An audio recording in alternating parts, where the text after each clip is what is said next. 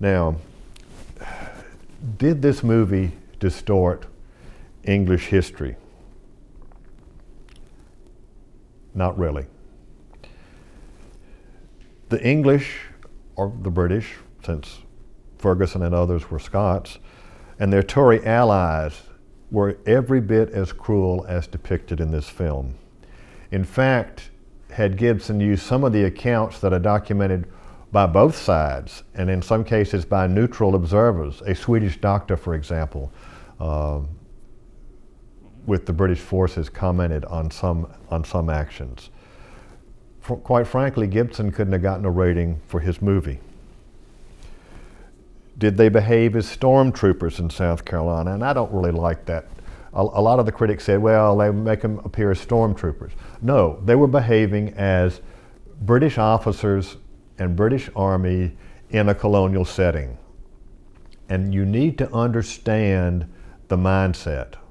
If you were a colonial, you were not as good as the lowest person who was native-born Brit, particularly native-born Englishman. Made no difference whether you were an American or an African or a Chinaman or a West Indian or in the West Indies. If you were a colonial, you were beneath and therefore deserved to be treated as the dregs of humanity or close to it. The Waxhaws was a massacre. People have tried to excuse Tarleton's conduct by saying it was a confused situation. Whether or not it was a confused situation, did the Americans really try to surrender? Did they not?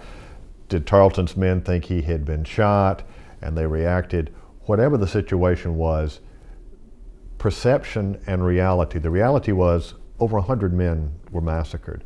The perception that was passed on throughout the colonies, but particularly in the Carolinas, was a bloody ban, bloody banister. Tarleton's quarter, which means, and this was used by patriots throughout the rest of the Revolution in the South, if somebody asked for quarter, we'll give you Tarleton's quarter, which meant if you surrender, we're going to cut you down.